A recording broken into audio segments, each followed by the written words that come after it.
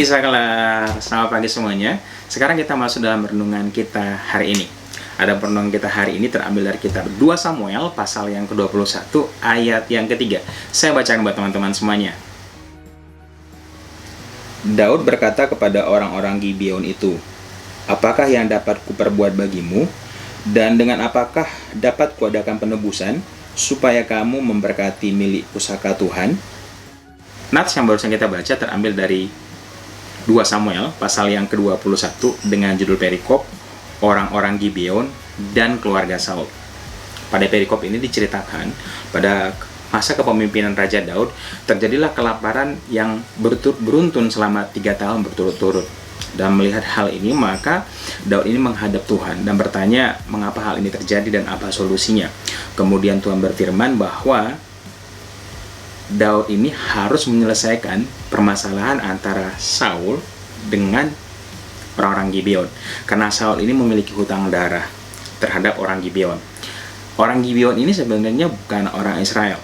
Mereka ini adalah penduduk asli negeri Kanaan. Mereka inilah sisa-sisa daripada orang-orang Amori.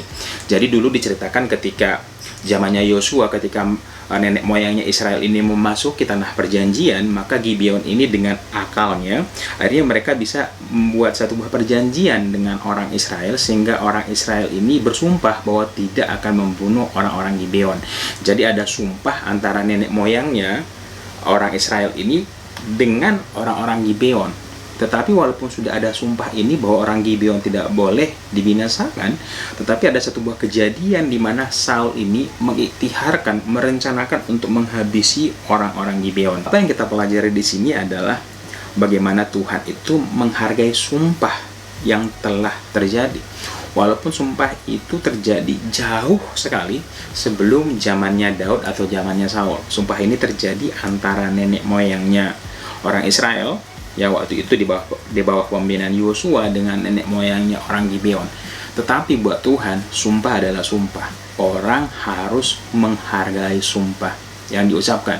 Dan apabila sumpah itu dilanggar, sungguh pun orang Israel ini adalah umat pilihan Tuhan, tetap saja Tuhan menghukum umatnya sendiri dengan membuat satu buah kelaparan yang melanda mereka.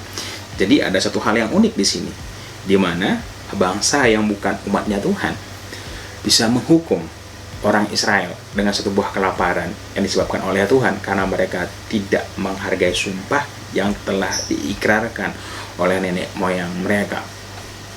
Dan untuk meredakan satu buah kelaparan, untuk meredakan satu buah penghukuman yang mereka terima karena melanggar sumpah ini, maka Daud ini memohonkan penebusan kepada orang-orang Gibeon, kepada orang-orang yang bukan umat pilihannya Tuhan.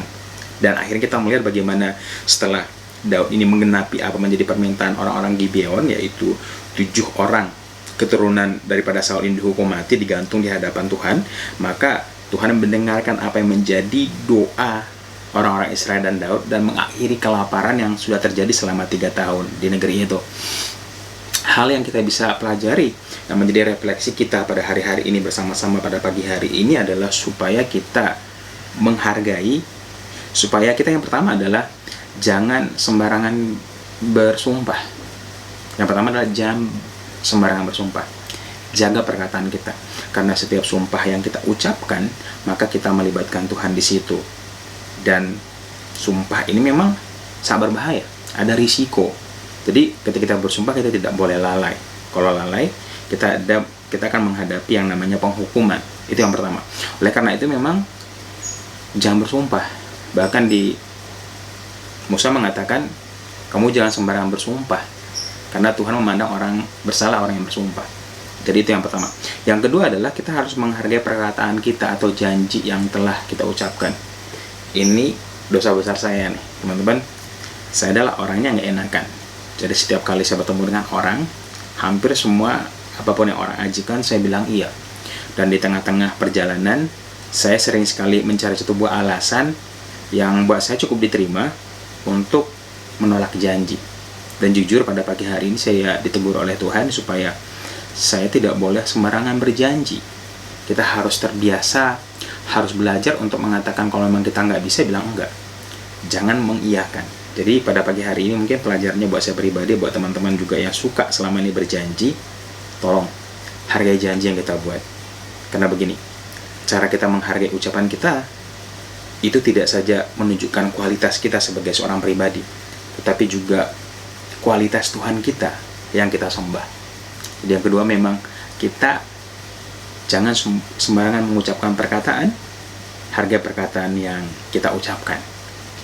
Jadi renungan kita pada hari ini sangat singkat sekali. Yang pertama adalah jangan sembarangan mengucapkan sumpah, karena setiap sumpah yang terucap ada konsekuensinya. Yang kedua adalah jangan sembarangan berbicara, jangan sembarangan menjanjikan sesuatu.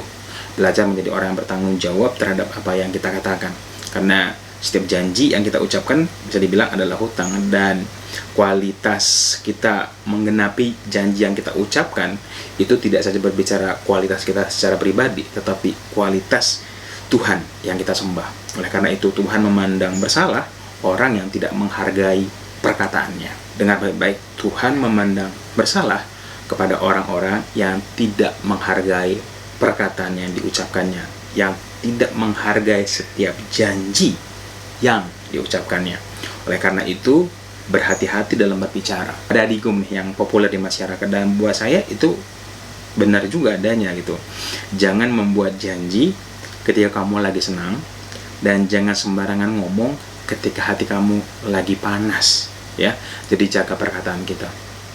So, itu dia renungan kita hari ini. Sampai ketemu besok di saklar hari yang ke-95. Tetap semangat baca Alkitabnya, dan bacalah Alkitab kita secara utuh dan menyeluruh. Tuhan Yesus memberkati kita semuanya. Dadah.